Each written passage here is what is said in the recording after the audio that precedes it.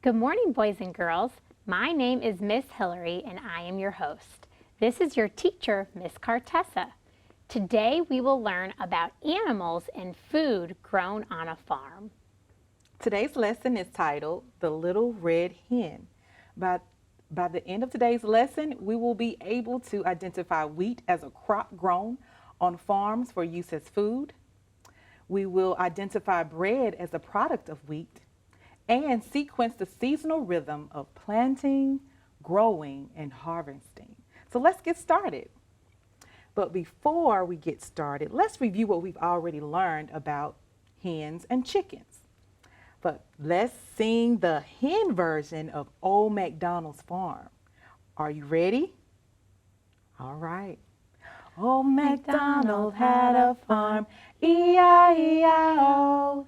And on that farm he had a hen, E-I-E-I-O.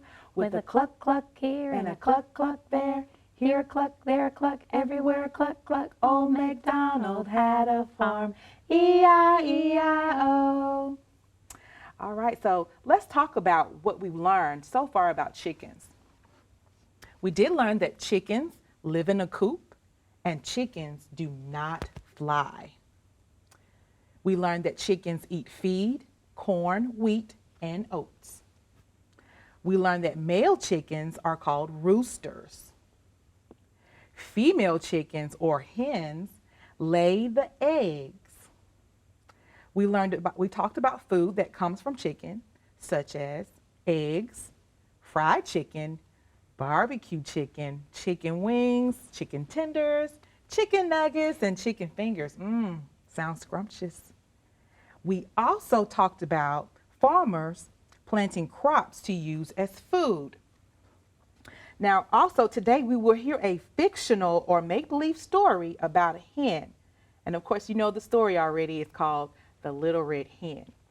So in the text, before we read, we will review some vocabulary words that we'll see when reading today. The first word is dough. Say dough with me 3 times. Dough, dough, dough. Good. Dough is a thick mixture of flour and either milk or water that is used to make bread. Dad flattened the dough to make the pizza crust. Now another word we will hear when reading is weeds. Say weeds with me 3 times. Weeds, weeds, weeds. Good job. Weeds are wild plants that grow where they are not wanted. We often pull weeds from our garden. Have you ever needed help with a difficult task? Did you get the help you needed, or was there no one to help you? We will read a folk tale about a little red hen who asked for help with a difficult task.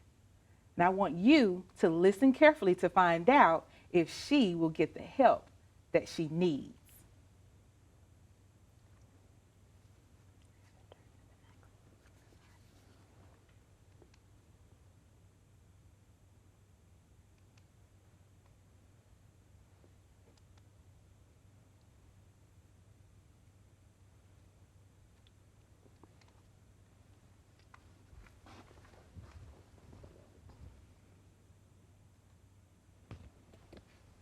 A little red hen worked hard every day, but the other animals on the farm never helped. As she was scratching around in the barnyard one day, the little red hen found some grains of wheat. We can plant these seeds and they will grow, thought the hen. So she asked, who will help me plant these grains of wheat? Not I, quacked the duck. Not I, meowed the cat. Not I, oinked the pig. Then I'll do it myself, clucked the little red hen, and that's just what she did, all by herself. Every day, she checked to see how the wheat plants were growing. She pulled the weeds around them to give the wheat room to grow. By the end of the summer, those seeds of wheat had sprouted and grown into tall stalks of ripe golden grain. When the stalks of wheat were ripe, and the wheat grain was ready to be harvested from the field, the little red hen asked, Who will help me cut the wheat? Who do you think will help the little red hen cut the wheat? Not I, quacked the duck. Not I, meowed the cat. Not I, oinked the pig. Then I will do it myself, clucked the little red hen, and that's just what she did, all by herself. When she had cut the wheat, the little red hen asked, who will help me grind this wheat grain into flour? Who do you think will help the little red hen? Not I, quacked the duck. Not I, meowed the cat. Not I, oinked the pig. Then I will do it myself, clucked the little red hen, and that's just what she did, all by herself. When the wheat grain had been ground into flour, the little red hen asked, now who will help me make this flour into bread dough? Not I, quacked the duck. Not I, meowed the cat. Not I, oinked the pig. Then I'll do it myself, clucked the little red hen, and that's just what she did, all by herself. When she had mixed the dough, the little red hen asked, who will help me make the bread? Now, boys and girls, think, who do you think will help the little red hen bake the bread? Not I, quacked the duck. Not I, meowed the cat. Not I, oinked the pig. Then I'll do it myself, clucked the little red hen, and that's just what she did, all by herself. And so, all by herself, the little red hen baked a fine loaf of bread. Now, she said, who will help me eat the bread? Do you think the animals will help her eat the bread, boys and girls? I will, quacked the duck. I will, meow the cat. I will, oink the pig. Aha, clucked the little red hen. No, you will not. I planted the wheat all by myself. I cut the wheat all by myself. I ground the wheat into flour all by myself. I mixed the dough and baked it all by myself. And now I will eat the bread all by myself. And that's just what she did, all by herself.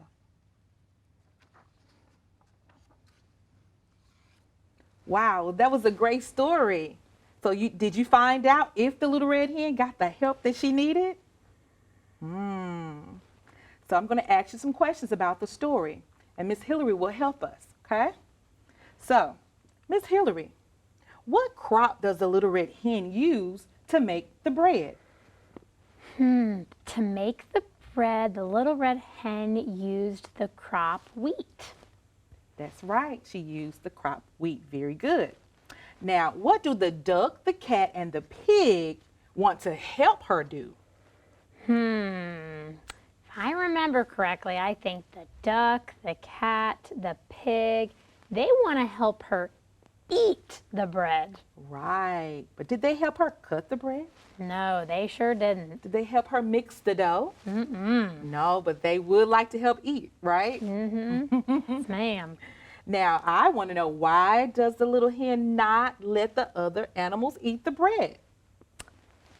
I think the little red hen doesn't let the other animals help eat the bread because they didn't put any time in. They didn't help with the work, so they don't get to enjoy the reward of eating the bread. That's right, Miss Hillary. That's a good answer. Very good. Do you think the animals will help the little red hen next time she makes bread? I hope so. I really hope the animals have learned this lesson to help so that they can eat the bread next time. That's right. That's right. I hope so. Now, could this story happen in real life, or is it make-believe? I think this story is make-believe. It is make-believe because there are animals talking in the story. Also, have you ever seen a hen make bread? That would be pretty cool, but I have never seen a hen make bread. It would be cool, though. Yeah. So why didn't the duck, the cat, and the pig helped the hen. Why do you think? You know, I think they didn't help the hen because they were feeling lazy, or they also could have been too busy. They could have had some things to do also, but it does seem like they were just lazy. Right. And just looking at the pictures, you know, they were just hanging out, but she was doing a lot of work. That's right. Okay. So why do you think the author chose a hen, a cat, a duck, and a pig for this story? I think the author chose these animals for the story because the setting is on a farm, and all of those animals are animals that we would find on a farm. That's right. That is correct. That's right. All right. Thanks, Ms. Hillary, for helping us with those You're questions. welcome. So now we're going to do a think, pair, share. I want you to grab a partner, and I'm going to ask a question, give you time to think, then I want you to share your answers with your partner. And remember to take turns, okay? The question is, if the little red hen asked you for help, would you have helped her? Why or why not? Okay. I'll share with my partner, Miss Hillary. Miss Hillary, if the little red hen asked you for help, would you help? I think I would help the little red hen make the bread. As my mom always says, many hands make light work, and it's just a really nice thing to help someone out so they don't carry all the load. Good, that's right. How about you, Miss Cartessa? Would you help the little red hen? Yes, I would, because I would want someone to help me too. If I needed help or if I asked for help, I would want them to help me, so I'll always find a way to help someone. It's awesome. Yes, thank you. Now you remember to share with your partner. Good job, boys and girls.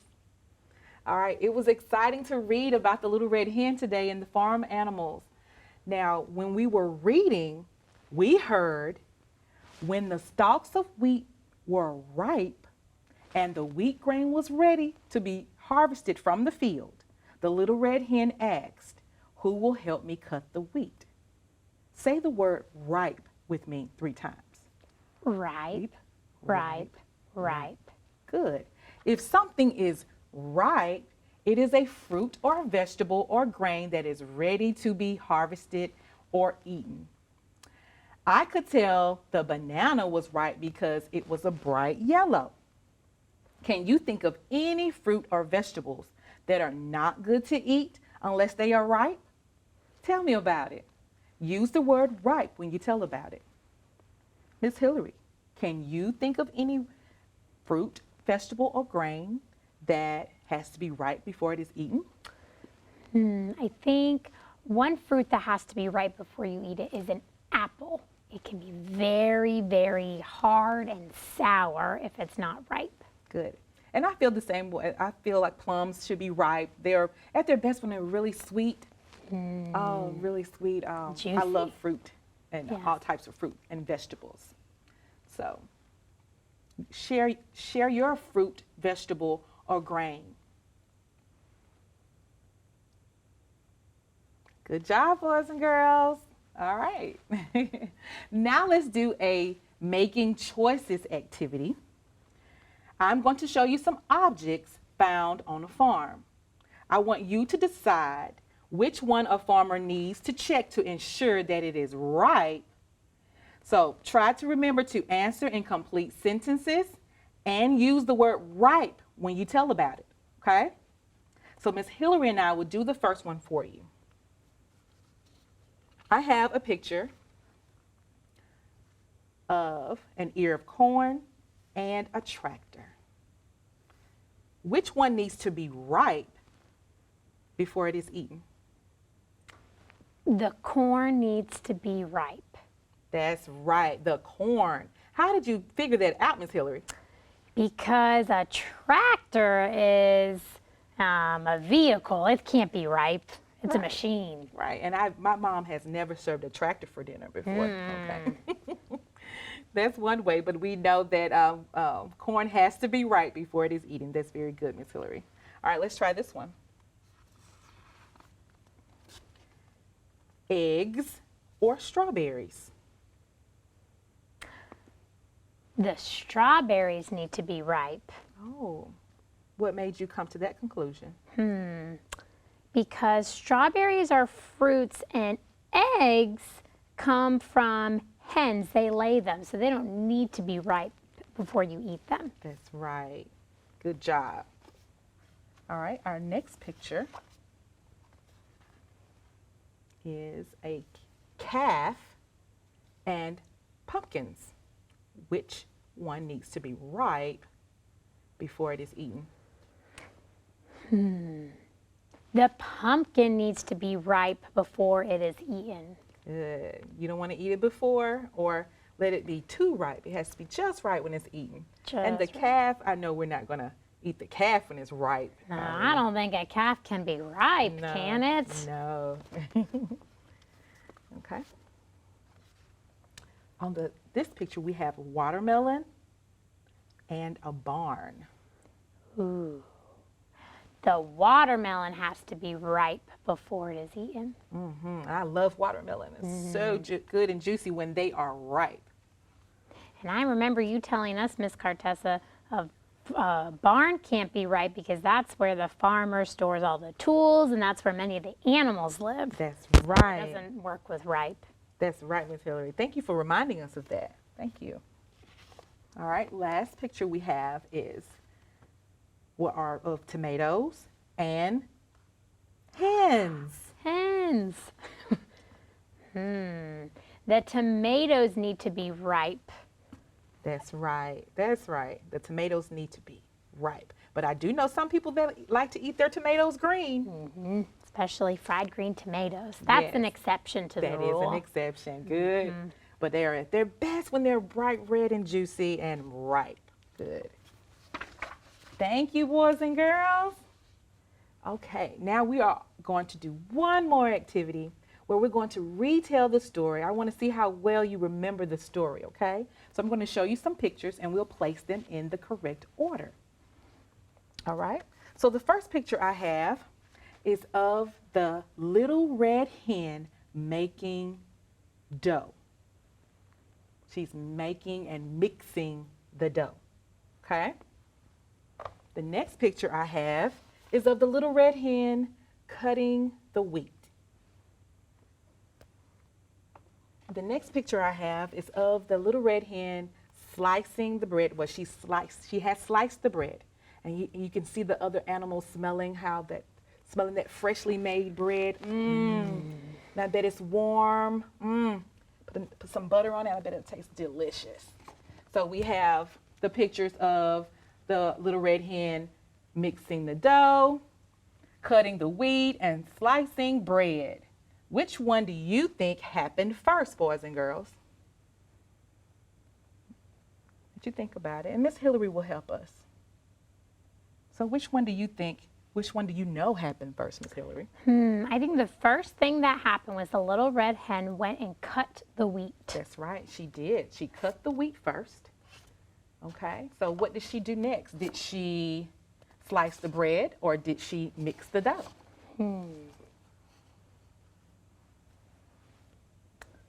Next, the little red hen had to make the dough. That's right. She took that wheat and made it into dough. So that means the last thing she did was slice The bread and eat it while everyone else watched her eat it. That's right. They didn't help, so they didn't eat. Oh, goodness. All right, boys and girls, thank you for joining us today. It was so good that you all were able to participate in this activity with us today. So all rights and credits from the lesson belong to Core Knowledge Language Arts. We would like to thank them for publicly sharing these materials. Use what you've learned today. Tell everyone what you know about the little red hen. And if you are interested in reading more about hens or chickens, please check out these books from your local library or online.